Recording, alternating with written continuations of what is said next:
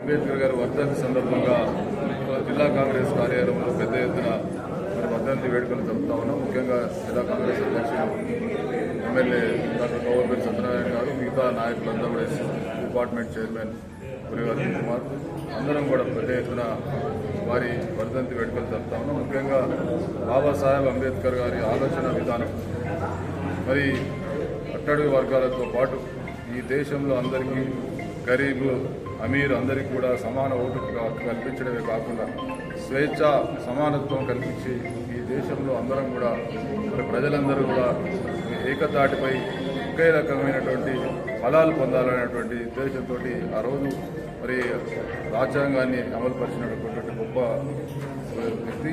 అటువంటి వారి ఆశయ సాధన కోసం నిరంతరం కష్టపడతామని, వారి ఆశయ సాధనలో మేమంతా కూడా ముందుండి పనిచేస్తామని సందర్భంగా తెలియజేస్తూ వారి జయంతి సందర్భంగా మరొకసారి వారికి నివాళులు అర్పిస్తాం. ఈరోజు జిల్లా కాంగ్రెస్ పార్టీ కార్యాలయంలో కాంగ్రెస్ పార్టీ నాయకులు నరేందర్ రెడ్డి గారు SUDA chairman, working president Padmakar Reddy గారు, పులి ఆంజనేయులు గారు, ఎస్సీ డిపార్ట్మెంట్ చైర్మన్ అరుణ్ గారు, ఆ తర్వాత ఇతర నాయకులందరూ కూడా మహిళా నాయకులు అందరి సమక్షంలో అంబేద్కర్ గారి వర్ధంతిని జరుపుకోవడం, ఆయన ఘన నివాళులు అర్పించడం జరిగింది. మరి ఆయన దళితులకే కాకుండా అణగారిన వర్గాలకు ఎవరైతే ఇంకా ఈ ప్రజాస్వామ్య ఫలితాలను అనుభవించలేని వాళ్ళందరి కోసం పోరాటం చేసి రాజ్యాంగంలో పర్మనెంట్గా వాళ్ళ కోసం హక్కులు కల్పించి చేసినటువంటి గొప్ప మహానుభావులు. పేదరికం నుండి పుట్టి చాలా విద్య అభ్యసించి అన్ని విధాల అన్ని వర్గాల ప్రజల్లో ఉన్నటువంటి రుగ్మతలు తొలగించడానికి, పేదరికాన్ని తొలగించడానికి, అస్పృశ్యతను నివారించడానికి నడుం కట్టినటువంటి మహానుభావుడు అంబేద్కర్ గారు. వారికి ఈరోజు ఘనంగా నివాళులు అర్పిస్తూ ఉన్నాం. Thank you. సందర్భంగా ఆయనకు కాంగ్రెస్ పార్టీ నాయకులు, కార్యకర్తలు అధిక సంఖ్యలో పాల్గొని ఈరోజు అంబేద్కర్ చౌరస్తాలో ఆయన ఘన నివాళులు అర్పించడం జరిగింది.